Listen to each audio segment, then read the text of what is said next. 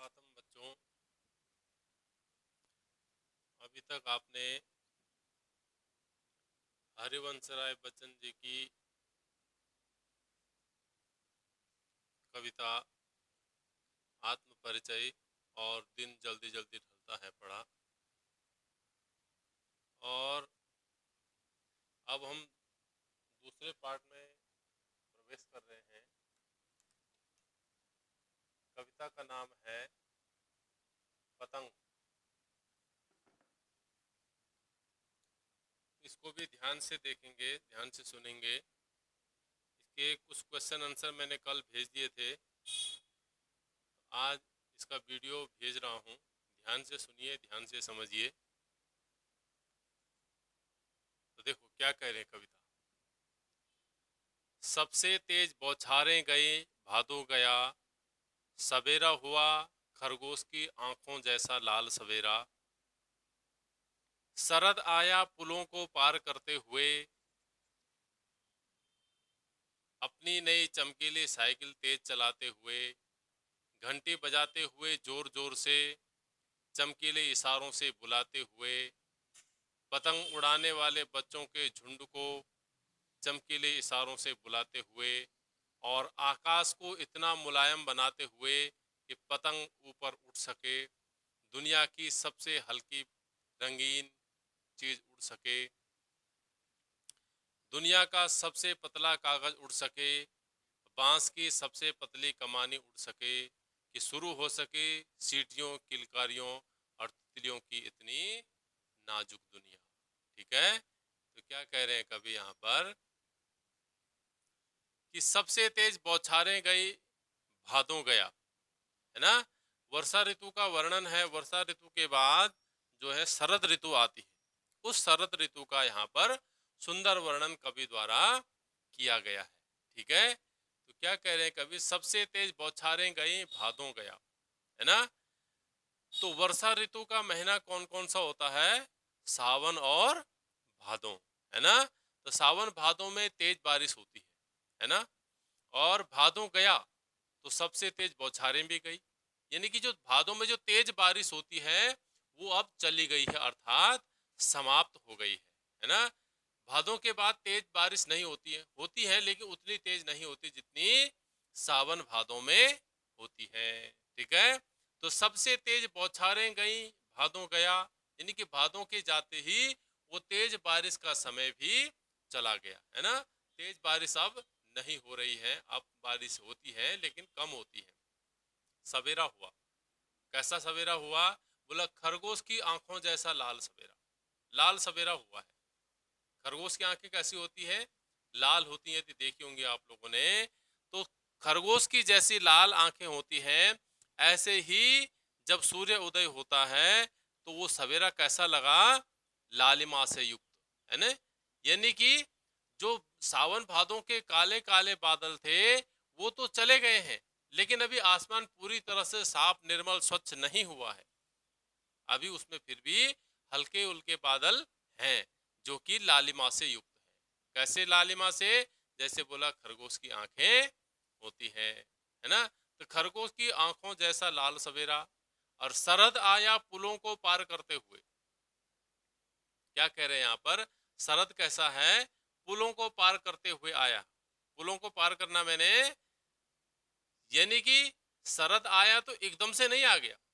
ऋतु परिवर्तन होती है तो एकदम से नहीं हो जाती कि कल तक गर्मी थी और आज सर्दी शुरू हो गई, ऐसा नहीं होता ना। क्या होता है, धीरे धीरे ही ऋतुएं परिवर्तित होती हैं।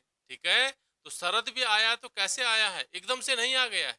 यानी वर्षा के बाद शरद ऋतु आती है तो एकदम से वर्षा के बाद शरद आ गया हो, ऐसा नहीं है। बल्कि कैसा आया हो? पुलों को पार करते हुए मैंने धीरे धीरे, है ना। यानी कि पुल से आना होता है तो हमें क्या होता है, टाइम लगता है ना। तो इसीलिए कह रहे हैं कि शरद शरद आया पुलों को पार करते हुए। जैसे आप रेलवे स्टेशन में जाओ तो कुछ लोग तो रेलवे की पटरी सीधा पार करके पल्ली साइड, पल्ले दूसरे प्लेटफॉर्म पर पहुंच जाते हैं शॉर्टकट। अब जो पुलों से आएगा तो वो तो धीरे से देर से पहुंचेगा ना, धीरे धीरे आएगा, है ना। ऐसे यहाँ पर कह रहे हैं कि शरद कैसे आया है? एकदम से नहीं आ गया है, बल्कि पुलों को पार करते हुए, अर्थात धीरे धीरे आया है ना। तो जो खरगोश की लाल आंखों जैसा जो लाल सवेरा हुआ है, उसमें जो शरद ऋतु आई है वो धीरे धीरे पुलों को पार करते हुए आई है। ठीक है। तो अब जब शरद ऋतु आ जाती है तो बच्चे भी क्या हो जाते हैं, खुश हो जाते हैं, क्योंकि बाहर कीचड़ अब कम हो गया है। जो सड़कें भरी हुई थी, गड्ढों में पानी भरा हुआ था, कीचड़ भरा हुआ था, वह भी अब कम हो गया है। बच्चे अब खेलने के लिए निकल रहे हैं घरों से बाहर, है ना, क्योंकि अब शरद ऋतु आ गई है। वर्षा नहीं हो रही है, होती भी है तो हल्की फुल्की होती है ना, भादों जैसा तेज बारिश नहीं हो रही है। तो अपनी नई चमकीली साइकिल तेज चलाते हुए, घंटी बजाते हुए जोर जोर से, अब बच्चे जब घरों से निकलते हैं, अब बच्चों की साइकिल बड़ी चमकीली होती है ना, तो उन अपनी चमकीली साइकिलों को तेज चला रहे हैं और घंटी बजाते हुए जोर जोर से, चमकीले इशारों से बुलाते हुए, है ना, और भी अपने साथी बच्चों को भी वो क्या करते हैं, बुलाते हैं। कैसे? बोले चमकीले इशारों से, क्योंकि बच्चों के इशारे भी अजीबोगरीब होते हैं, है ना। तो कई तरीकों से, कई इशारों से वो एक दूसरे को क्या करते हैं, बुलाते हैं। और फिर पतंग उड़ाने वाले बच्चों के झुंड को, जो पतंग उड़ाने वाले बच्चों का झुंड है, उनको वो क्या करते हैं, बुलाते हैं, है ना। और फिर क्या करते हैं, आपस में पतंगे उड़ाते हैं, चमकीले इशारों से बुलाते हुए, और आकाश को इतना मुलायम बनाते हुए कि पतंग ऊपर उठ सके। और क्या कर रहे हैं, चमकीले इशारों से बुला रहे हैं और आकाश को इतना मुलायम बना रहे हैं कि उसमें क्या है, पतंग क्या है, ऊपर उठ सके, है ना। तो यहाँ पर मानवीकरण अलंकार का प्रयोग कवि कर रहा है। मानो आकाश को भी इतना मुलायम बना दिया है कि उसमें हमारी जो सबसे हल्की चीज जो पतंग है वो भी ऊपर उठ सके, है ना। दुनिया की सबसे हल्की और रंगीन चीज उड़ सके, है ना। दुनिया की क्या है, सबसे हल्की चीज होती है पतंग, और रंगीन चीज है वो बोला उड़ सके। इसलिए क्या कर रहे हैं, बच्चे आपस में एक दूसरे को बुला रहे हैं, पतंग उड़ा रहे हैं। दुनिया का सबसे पतला कागज उड़ सके, दुनिया का क्या है, सबसे पतला कागज उड़ सके। बांस की सबसे पतली कमानी उड़ सके, उसमें एक पतली कमानी लगी होती है ना बांस की, तो वो भी मानो क्या है, आकाश में आसानी से उड़ सके। इसलिए मानो बच्चों ने आकाश को ही क्या कर दिया है, मुलायम बना दिया है कि शुरू हो सके सीटियों, किलकारियों और तितलियों की इतनी नाजुक दुनिया, है ना। और क्या है, ताकि बोला शुरू हो सके बच्चों की। जब बच्चे पतंग उड़ाते हैं तो क्या होता है, सीटियां बजाते हैं, किलकारियां मारते हैं, तो मानो क्या है, ये बच्चे क्या हैं, तितलियों के समान, तितलियों की दुनिया, नाजुक दुनिया। बच्चों की दुनिया कैसी है, तितलियों के समान। जैसे तितली यहाँ से एक जगह बैठती है, फिर उड़ती है, फिर दूसरी जगह बैठती है, वहां से उड़ती है, फिर तीसरी जगह बैठती है, ऐसे ही बच्चे क्या आते हैं, उन तितलियों की तरह इधर उधर फुदकते रहते हैं, है ना। हाँ, देखो अभी इसी का दूसरा पार्ट भी है, दूसरा पद भी है, उसी को इसी में देख लेते हैं। क्या कह रहे हैं, जन्म से ही वे अपने साथ लाते हैं कपास, पृथ्वी घूमती हुई आती है उनके बेचैन पैरों के पास। जब वे दौड़ते हैं बेसुध छतों को भी नरम बनाते हुए, दिशाओं को मृदंग की तरह बजाते हुए, जब वे पेंग भरते हुए चले आते हैं डाल की तरह लचीले वेग से, अक्सर छतों के खतरनाक किनारों तक उस समय गिरने से बचाता है उन्हें सिर्फ उनके ही रोमांचित शरीर का संगीत।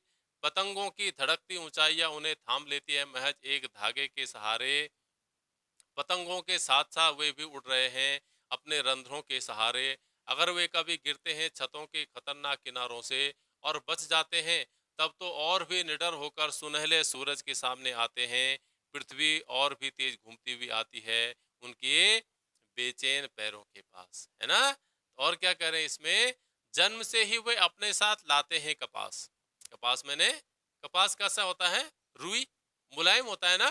तो जन्म से ही वे अपने साथ लाते हैं कपास। बच्चे क्या होते हैं, जन्म से ही अपने साथ मानो कपास लाए हुए हैं, अर्थात बच्चे मुलायम होते हैं। बच्चों का स्पर्श करो तो उनकी स्किन कैसी होती है, मुलायम होती है ना। तो बिल्कुल क्या है, मानो वो जन्म से अपने साथ कपास लाए हैं।